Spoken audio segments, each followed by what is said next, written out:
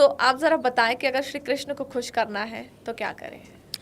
अब भगवान श्री कृष्ण को जो खुश करना है तो हमें उनके टेस्ट की, उनके पसंद की चीज़ें ऑफर करनी है। हाँ।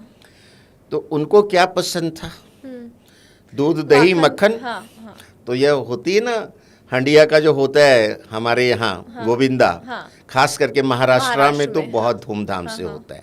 बाकी सात्विक रह के हमें जब भी कोई उपवास करना है, कोई भी भगवान का उत्सव करना है, तो सात्विक रहना परम आवश्यक है। और वैसे तो आजीवन सात्विक रहें तो इससे अच्छा तो कुछ हो ही नहीं सकता है। उससे आपके वैसे ही दोष और पाप कटने लगते हैं। जैसा खाइए अन्न वैसा हो जाए मन, जैसा पीजिए पानी वैसी हो जाए वाणी। हाँ। तो जो लोग ड्रिंक कर रहे हैं, नॉनवेज ले रहे हैं, तो अब सोचिए क्या होगा। इस कॉन्सेप्ट से आप देख लीजिए। हाँ, तो एकदम शुद्ध रह के जो वस्तु उनको पसंद है, तरह तरह के पकवान, 56 भोग जिसे कहा जाता है, ऋतु फल जिसे कहा जाता है, उससे उनका भोग लगवाना। और जैसे रात को 12 बजे जन्म होता है तो वो झूला सजा के रखते हैं हमारे यहाँ, झूला झूलाना और उनके भजन कीर्तन करना पूरी रात, वो सुबह से लेके 24 घंटे लगातार होना चाहिए। ये हमारे यहाँ मान्यता है। और झांकियाँ निकलती हैं, उनकी जो शिक्षा है, गीता का ज्ञान है, उसको याद करना, उसका गुणगान करना, उसको समझना और अपने जीवन में उतारना। हाँ। अच्छा, क्या जन्माष्टमी के दौरान या जब हम श्री कृष्ण की भक्ति करते हैं उस दौरान लहसुन और प्याज खाना चाहिए या नहीं?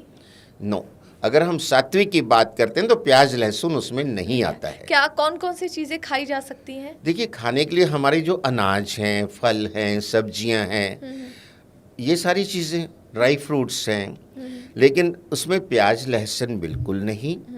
और नॉन वेज का तो सवाल ही नहीं, ड्रिंक्स नहीं। तो लेकिन प्याज लहसुन भी तामसिक में आते हैं। अच्छा। प्याज को राहु माना जाता है, लहसुन को केतु माना जाता है। फिर वो दानव ग्रुप है। अगर आप उसको देखेंगे ज्योतिष के एंगल से तो प्याज राहु है, गोल है ना सिर उसका, और लहसुन में पतली पतली वो फलियां होती हैं, लंबा है, वाइट कलर है, तो वो केतु है। तो राहु और केतु को अगर हम खाने में शामिल करें उत्सव में, तो फिर तो वो कबाड़ा करेंगी। तो वैसे जो जैसा खाइए अन्न वैसा हो जाए मन। अच्छा, मतलब हमें अवॉइड करना चाहिए, क्योंकि जैन धर्म में जनरली कहा जाता है कि ये सारी चीजें वो वैसे भी अवॉइड करते हैं। बिल्कुल, जब जैन फूड की बात होती है, इट इम्प्लाइज कि उसमें प्याज लहसुन नहीं है और जमीन के अंदर की कोई चीज नहीं है। जैसे गाजर है, मूली है, आलू है, वो नहीं खाते हैं। क्या कारण क्या है इसके पीछे? कुछ उनका अपने रिलीजन से रिलेटेड भी है और दूसरा कुछ बैक्टीरियोलॉजिकल रिलीजन है।